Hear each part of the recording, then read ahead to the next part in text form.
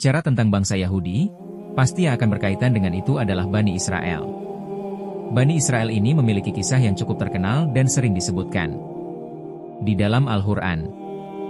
Dan ternyata teman-teman, di dalam Al-Quran, Allah Subhanahu wa Ta'ala berjanji 3 hal kepada Yahudi.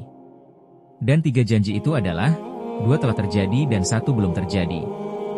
Maka apakah kira-kira janji Allah Subhanahu wa Ta'ala itu? Yuk kita simak. Di video kali ini kita akan membahas tentang 3 janji Allah Subhanahu wa Ta'ala kepada Yahudi. Assalamualaikum warahmatullahi wabarakatuh. Syukur alhamdulillah. Kita bisa berjumpa lagi di channel Aris Panji. Sholawat serta salam selalu terhadap junjungan kita, Nabi besar Muhammad Shallallahu alaihi wasallam. Allahumma sholli ala Sayyidina Muhammad wa ala ali Sayyidina Muhammad. Sahabat beriman yang dirahmati Allah Subhanahu wa Ta'ala. Yahudi merupakan suku bangsa yang merangkap sebagai agama juga. Kata Yahudi diambil dari salah satu marga dari 12 leluhur suku Israel yang paling banyak keturunannya, yaitu Yahuda atau Yehuda. Nah, Yahuda ini adalah salah satu dari 12 anaknya Nabi Yakub alaihi salam. Nabi Yakub sendiri diperkirakan hidup sekitar abad ke-18 sebelum Masehi.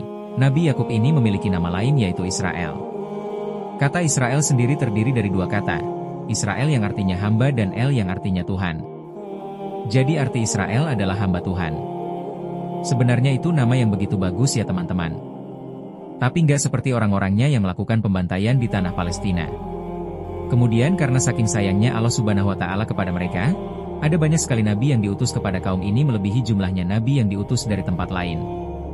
Dan karena memang terkenal akan kesombongannya dan keras kepalanya, banyak dari nabi-nabi itu yang didustakan mereka. Bahkan ada beberapa nabi yang mereka bunuh dengan sengaja. Apakah setiap datang kepadamu seorang rasul membawa sesuatu pelajaran yang tidak sesuai dengan keinginan kalian? Lalu kalian bersikap sombong. Kemudian beberapa orang di antara nabi itu kalian dustakan, dan beberapa nabi yang lain kalian bunuh.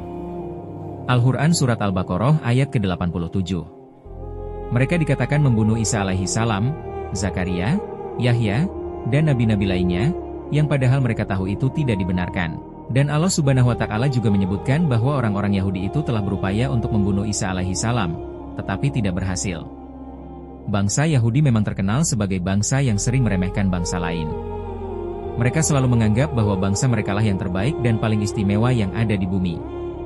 Kelakuan bangsa Yahudi ini ternyata bukan sekedar kebetulan, sebab Al-Quran telah menjelaskan tindak tanduk bangsa Yahudi.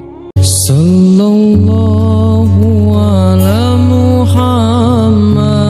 Allah Subhanahu wa Ta'ala berfirman, dan telah kami tetapkan terhadapmu Bani Israel di dalam kitab itu. Sesungguhnya kamu Bani Israel akan membuat kerusakan di bumi ini 2 kali.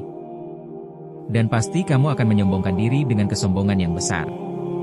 Maka apabila datang saat hukuman kejahatan yang pertama dari kejahatan itu, kami mendatangkan kepadamu hamba-hamba kami yang mempunyai kekuatan besar. Lalu mereka mencarimu keluar masuk kampung ke seluruh negeri, dan itulah ketetapan yang pasti terlaksana. Al-Quran Surat Al-Isra ayat 4-5. Ayat itu diturunkan di Mekah jauh sebelum kaum muslimin punya kekuatan di Madinah. Dalam sejarah yang tercatat, bangsa Yahudi ini telah berkali-kali mengalami kehancuran sebelum datangnya Islam. Dahulu kala, keberadaan bangsa Yahudi pernah hampir punah oleh kekuatan Babilonia dan Romawi. Ketika itu, Yahudi ditaklukkan oleh Babilonia yang dipimpin oleh Raja Nebukadnezar.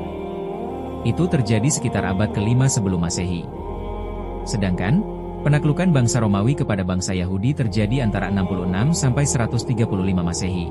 Allah Subhanahu wa Ta'ala berfirman, Dialah yang mengeluarkan orang-orang kafir di antara ahli kitab dari kampung-kampung mereka pada saat pengusiran pertama. Kamu tidak menyangka bahwa mereka akan keluar dan mereka pun yakin bahwa benteng-benteng mereka dapat mempertahankan mereka dari siksa Allah Subhanahu wa Ta'ala. Maka Allah Subhanahu wa Ta'ala mendatangkan kepada mereka hukuman dari arah yang tidak mereka sangka-sangka. Dan Allah Subhanahu wa Ta'ala melemparkan ketakutan dalam hati mereka. Mereka memusnahkan rumah-rumah mereka dengan tangan mereka sendiri dan tangan orang-orang mukmin. Maka ambillah kejadian itu untuk menjadi pelajaran. Hai orang-orang yang mempunyai pandangan.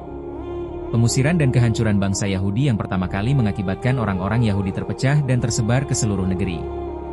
Janji Allah Subhanahu wa Ta'ala yang kedua kepada kaum Yahudi adalah Allah Subhanahu wa Ta'ala memberikan kesempatan kepada mereka giliran untuk menguasai dunia.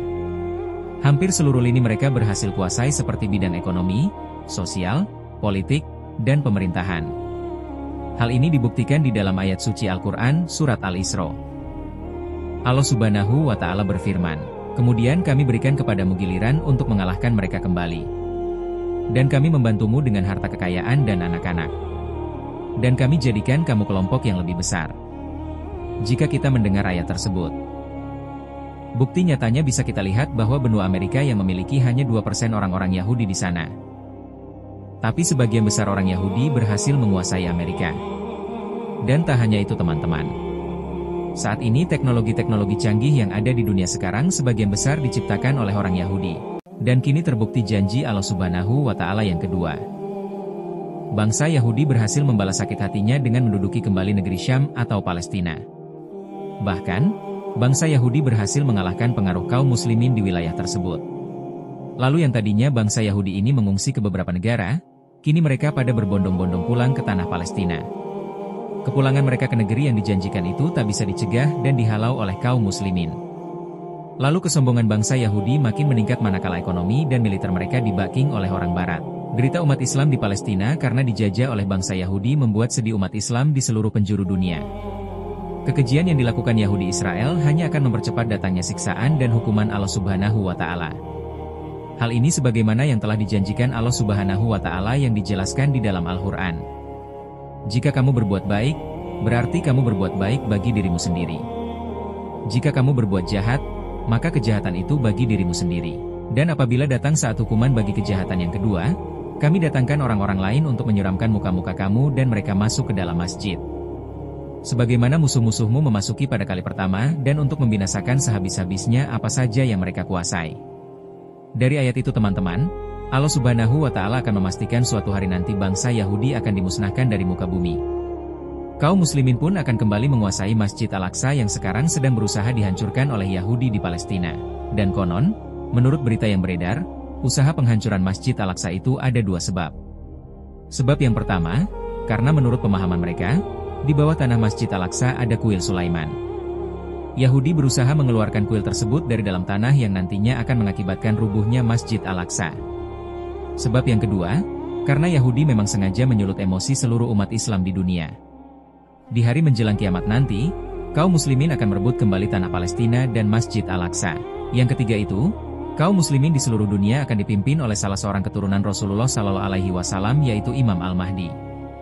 Janji ketiga ini masih belum terjadi dan pasti akan terjadi. Palestina dan Masjid Al-Aqsa akan dikuasai kaum muslimin sebagaimana di masa pemerintahan Umar bin Khattab yang dulu pernah menaklukkan bumi Palestina. Di dalam kitab Taurat sendiri, Allah Subhanahu wa Ta'ala telah memutuskan bahwa Bani Israel akan memasuki bumi yang diberkati yaitu bumi Palestina. Bahkan di sana mereka akan mendirikan pemerintahan, tetapi kemudian mereka akan membuat kerusakan besar sehingga menyebabkan Allah Subhanahu wa Ta'ala menghukum mereka dengan cara mengirim hamba-hambanya yang tangguh. Jadi itulah 3 janji Allah Subhanahu wa Ta'ala kepada Yahudi. Semoga kisah ini bermanfaat. Lebih dan kurangnya mohon dimaafkan, yang benar datangnya dari Allah Subhanahu wa Ta'ala, hilaf atau keliru itu datangnya dari saya pribadi sebagai manusia biasa. Sampai ketemu di kisah-kisah seru yang penuh makna selanjutnya. Saya akhiri. Wassalamualaikum warahmatullahi wabarakatuh.